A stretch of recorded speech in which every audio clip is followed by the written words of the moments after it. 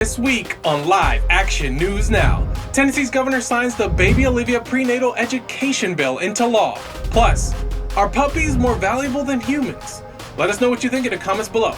And finally, watch this.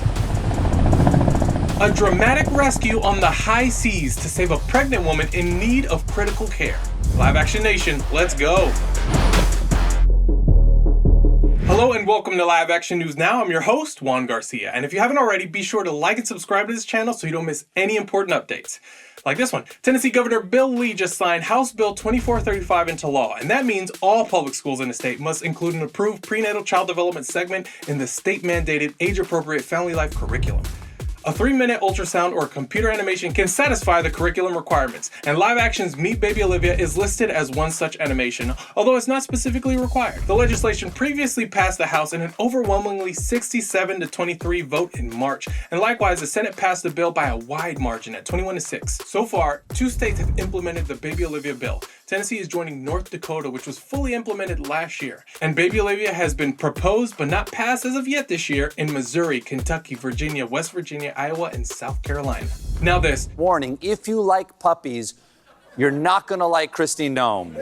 South Dakota Governor Kristi Noem is defending her decision to kill her 14-month-old female dog, Cricket. Don't vote for anyone you wouldn't trust with your dog. They're calling her the Jeffrey Dahmer of dogs. Do people in our country care more about dogs than actual humans? Check this out. The South Dakota governor, Kristi Noem, created a firestorm on social media after she wrote in an upcoming book about killing a rambunctious puppy about 20 years ago. Her pup, named Cricket, was aggressive in nature and she says had attacked her neighbor's chickens and bit a few people. So putting Cricket down in that manner seems kind of morbid, but probably commonplace. Anyways, the confession caught the attention and criticism from politicians on both sides of the aisle. So that's what gets me. After seeing the outrage poured on the governor, why is it that it seems like this country cares more about protecting dogs than human babies? I mean, I've gone out and I've asked people to sign a petition to protect puppies from kill shelters, and they sign it with ease. But when I flip the script and ask them for the same energy when it comes to protecting babies in the womb, there's often hesitation or complete rejection for what seems like an easy question when it dealt with a canine. We're out here to see if people think puppies are more valuable than humans. For this one, it is to stop abortion in South Carolina.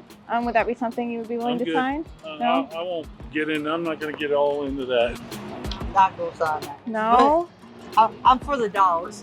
Oh, okay. So are you saying that dogs probably are more valuable than people? Anyone else see the irony in people being shocked over Kristi Noem shooting her dog while over 2,800 babies are murdered every day in the womb, and there isn't equal, if not more, of an uproar? Moving on, some recent pro-abortion media propaganda has attempted to gaslight the public by painting self-managed abortion, sometimes known as DIY or at-home abortion, as if it is the fault of the pro-life movement and the result of the Supreme Court decision to overturn Roe v. Wade. But the abortion industry's plan to move towards self-managed abortion was set in motion long before the Supreme Court's June 22 decision. And it seems that now the abortion industry and media's plan is to blame pro-life laws when anything goes wrong with a self-managed abortions they endorse and protected.